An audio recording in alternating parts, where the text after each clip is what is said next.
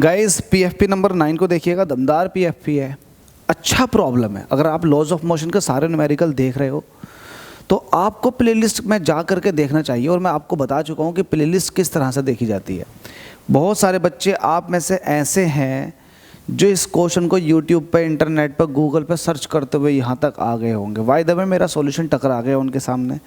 अगर आपको सॉल्यूशन मिल गया तो कोई दिक्कत नहीं है, आप सॉल्यूशन को अच्छे समझें, समझ में आ जाता है तो आप बाकी क्वेश्चंस को भी देख सकते हैं। हमने इसी चैनल के अंदर इस पर्टिकुलर चैप्टर की प्लेलिस्ट बना रखी है, उसमें सारे ही ऐसे लरोड़ा के क्वेश्चन सॉल्व करा रहे हैं जो कि आपके लिए बहुत ही महत्वपूर्ण है, आपकी बड़ी मदद करेंगे। तो आप जाकर के उन क्वेश्चंस को देखें ताकि आप अपने कॉन्सेप्ट को और ज़्यादा क्लियर कर सकें। चलिए इस क्वेश्चन को सॉल्व करते हैं। यहाँ पर लिख देता हूँ सॉल्यूशन, क्योंकि क्वेश्चन बड़ा है तो थोड़ा यहाँ से स्टार्ट करते हैं। इस क्वेश्चन में आपसे कह रहा है कि an automobile of mass M, देखो एम मास का एक ऑटोमोबाइल है, स्टार्ट्स फ्रॉम रेस्ट, और वो रेस्ट से स्टार्ट हो रहा है, and accelerate at a maximum rate possible without slipping on a road with mu S. Coefficient of static friction दे रखा, म्यू एस की वैल्यू है 0.5। तो देखो आगे बोला if only the rear wheels are driven and half the weight of the automobile is supported on these wheels, how much time is required to reach a speed of 100 km/h? Question को समझने की कोशिश करना। आपसे कह रहा है कि जो आपके पास व्हीकल है, जो भी आप व्हीकल ले रहे हो, व्हीकल बना लो प्रॉपर तरीके से। लेट अस सपोज कि मैंने व्हीकल ये बना लिया, ये मेरे पास एक व्हीकल है। तो हमसे कह रहा है व्हीकल के जो पिछले वाले टायर है ना, पिछले वाले टायर है, उनसे ही वो व्हीकल चल रहा है, तो कहीं ना कहीं आगे के टायर नहीं है। मैंने आगे के टायर हटा दिए तो पीछे के टायर से ये व्हीकल चल रहा है। लेट अस सपोज कि इसका मास m है, तो हमसे ये कह रहा है कि इसका मास अगर m है तो इसका वेट कितना हो जाएगा, mg हो जाएगा, mg वेट हो जाएगा, यस और नो। हमसे कह रहा है कि जो व्हील हैं, पीछे वाले व्हील हैं जिसको आप रियर व्हील कह रहे हो, इन पर जो है ये आधा वेट आएगा। तो यहाँ पर जो वेट लग रहा होगा नीचे की तरफ को, क्योंकि यहाँ तो दिखाई नहीं देगा, तो ये हो जाएगा mg डिवाइडेड बाई 2। तो नॉर्मल रिएक्शन भी कितनी हो जाएगी, r, जो कि mg डिवाइडेड बाई 2 होगी। ये मैं नहीं कह रहा, ये क्वेश्चन में कह रहा। हमसे कह रहा if only the rear wheels are driven, पीछे के व्हील ही चलेंगे, then half the weight of the automobile is supported on these wheels. तो आधा वेट जो है ऑटोमोबाइल का इन व्हील्स पर लगेगा। तो नॉर्मल रिएक्शन भी आपको पता है और आपको mg डिवाइडेड बाई 2 ये पता भी चल गया कि आधा वेट लग रहा है, ठीक है। तो हमसे कह रहा है हाउ मच टाइम, कितने टाइम में ये 100 km/h की स्पीड को अचीव कर लेगा ये पर्टिकुलर व्हीकल। तो आप एक काम कर लें, सॉल्यूशन आप लिख चुके हैं, आपको स्पीड के लिए टाइम बताना कितना टाइम लग जाएगा, तो टाइम आप निकाल सकते हो। लेकिन पहला आप एक काम कर लो, आप ये देखो कि यार कोफिशिएंट ऑफ स्टैटिक फ्रिक्शन ये है, तो आप ये देखोगे कि maximum frictional force static condition में कितना लग रहा होगा। तो आप ये वाली बात ऐसे कहेंगे, लेट्स से आप डायरेक्ट बोलो मैक्सिमम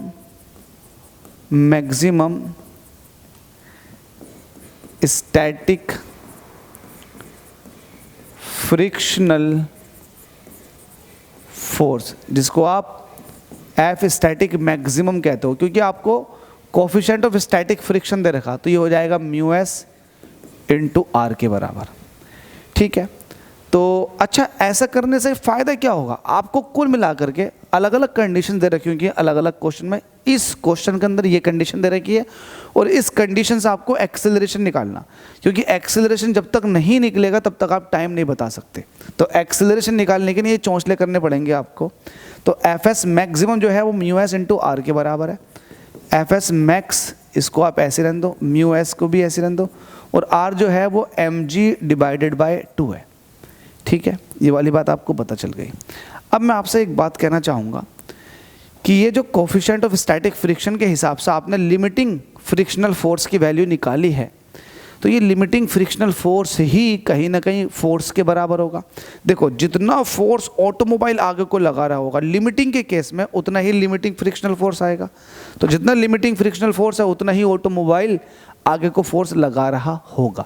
तो इसका मतलब आप इसको ये कह सकते हो कि ये जो होगा वो एम ए के बराबर होगा अगर ए एक्सेलरेशन से ऑटोमोबाइल आगे को जाने की कोशिश कर रहा है। तो ये म्यू एस रह जाएगा और ये एम जी डिवाइडेड बाई 2 रह जाएगा। तो एम से एम कट जाएगा तो ए की वैल्यू आ जाएगी mu S G divided by 2। ठीक है, ये वैल्यू अब इसको सॉल्व कर सकते हैं आप चाहे तो निकालो। ए म्यू एस कितना है आपके पास, ये है 0.5। जी की वैल्यू को सॉल्व करने के लिए इन्होंने जी की वैल्यू को दे रखा है क्या, तो मैं कैलकुलेशन इजी करने के लिए जी की वैल्यू को 10 ले लेता हूँ डिवाइडेड बाई 2। देखो 0.5 और ये 10 है तो ये हो जाएगा 5, 5 के आधे करेंगे तो वैल्यू आ जाएगी 2.5 मीटर पर सेकेंड स्क्वायर। ठीक है, तो ये एक तरह से ये एक्सीलरेशन ए की वैल्यू आ चुकी है। ठीक है, तो हमसे कह रहा है कि बताओ कि एक ऑटोमोबाइल को इतनी स्पीड पकड़ने के लिए कितना टाइम लग जाएगा। तो आप कहेंगे since we know that v बराबर u प्लस ए टी के होता है। v आपको निकालना है, लेकिन जो ऑटोमोबाइल है वो कहाँ से स्टार्ट हो रहा है, रेस्ट से। तो रेस्ट के लिए u तो 0 होता बिल्कुल, तो आप u की जगह कितना रख देंगे 0। a कितना आया आपके पास 2.5, a कितना है आपके पास 2.5। तो आपसे पूछ रहा है कि टाइम बता दो। ठीक है, तो लेकिन वेलोसिटी तो आपने लिखी नहीं। वेलोसिटी कितनी पहुंचानी है आपको 100 किलोमीटर पर आवर। ठीक है, वेलोसिटी कितनी हो जाएगी 100। अच्छा, किलोमीटर पर आवर को मीटर पर सेकंड में भी कन्वर्ट कर सकते हैं। ठीक है, तो मीटर पर सेकंड में कन्वर्ट करने के लिए 5/18 से मल्टीप्लाई। तो अब ये वैल्यू आ चुकी है मीटर पर सेकंड में। इसको मैं सॉल्व कर लेता हूँ और आंसर पा लेता हूँ।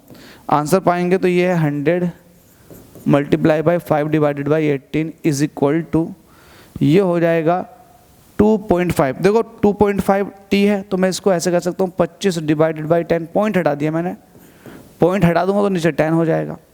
देखो 5 से काटेंगे, 5 पंजे कितना होता है 25, तो 5 से काटेंगे 5 दूनी 10 और 2 से काटेंगे 2 9 18। तो ये वैल्यू आ जाएगी 100 डिवाइडेड बाई 9। टी की वैल्यू कितनी आ जाएगी 100 डिवाइडेड बाई 9। अब 100 को अगर मैं 9 से डिवाइड करूँगा तो ये आ जाएगा 11.11 आएगा। कैसा 9 कम 9, घटाने में कितना आ गया 1 बचे, उतार लिया 0, 9 कम 9, घटाने 1 बचे, लगा दिया पॉइंट, बढ़ा दिया 0, 9 कम 9, हाँ 11.11। तो t की वैल्यू आ चुकी है 11.11 सेकेंड। ठीक है, तो मेरा टाइम आ चुका है 11.11 सेकेंड, जबकि 11.3 सेकेंड दे रखा आंसर में। तो आंसर में 11.3 सेकेंड इसलिए दे रखा क्योंकि इन्होंने g की वैल्यू को 9.8 यूज़ किया है, जबकि मैंने g की वैल्यू को 10 यूज़ किया है। तो इतना वेरिएशन इसलिए आ गया। मेरा आंसर बिल्कुल ठीक है। तो इतना टाइम लग जाएगा व्हीकल को 100 किलोमीटर पर आवर की स्पीड को अचीव करने के लिए। तो डाउट नहीं रहना चाहिए, मेरी प्राइम कोशिश रही है कि आपको बाल की खाल निकाल कर समझा दूँ। चलिए अगले क्वेश्चन में आपसे मुलाकात करता हूँ। Thank you so much.